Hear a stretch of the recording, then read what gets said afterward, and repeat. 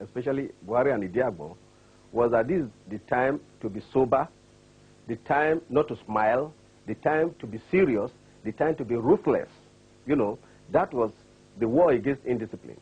Was also, in a way, the war against smiling. So when this general came and opened up smiling and lifted the clamp down on journalists, all of us were, you know, taken in. So the opening of the jail, you know, moved us more, because come to think of it, in the final analysis, there is nobody who wants to be enslaved, none.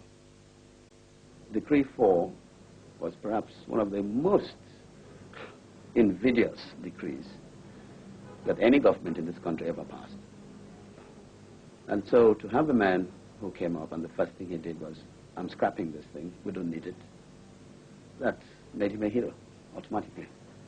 Oh, yes. Babangida was also conciliatory towards Buhari's military colleagues, bringing many of them into his own government. This new spirit of openness soon reached economic policy. The IMF's offer of a huge loan has strings attached. The people in Washington wanted the Nigerian currency devalued and the petrol subsidy lifted. The Buhari regime had never asked ordinary Nigerians if they approved the loan. Now Babangida was to do just that. In the autumn of 1985, people awoke to something new, a nationwide debate. All we did was to look at the countries where the IMF had taken hold. And using the experience of all these other countries, it was found out that most of those countries were worse off than they were several years after the IMF had come in. So at that time, everybody looked at the IMF as a sort of albatross. But as far as the debate was concerned, it was fairly nationwide. Having come into this place, you see that the press was very virile. The radio was very virile. So even those people who could not read could go on, have interviews with those people on the radio, on the streets, and this went on all over the place.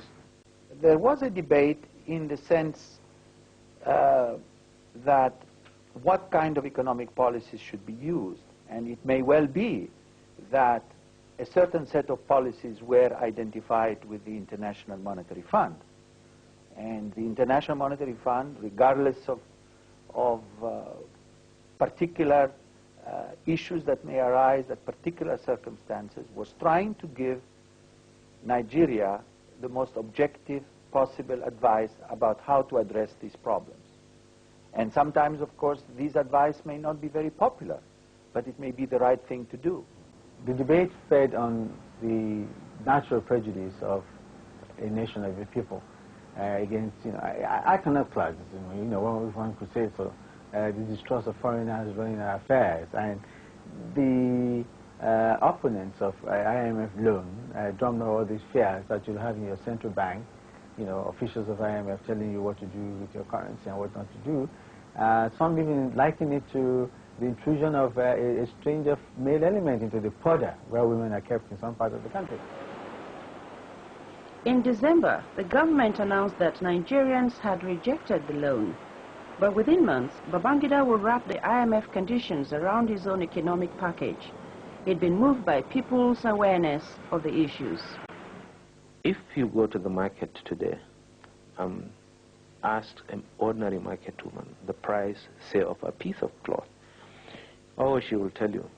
And if you said it's too expensive, for example, they will just ordinarily tell you that it is the value of the naira, has something to do with this. And they may not be able to understand the implication, but somehow they understand the basic thing that their currency has some relation with other currencies.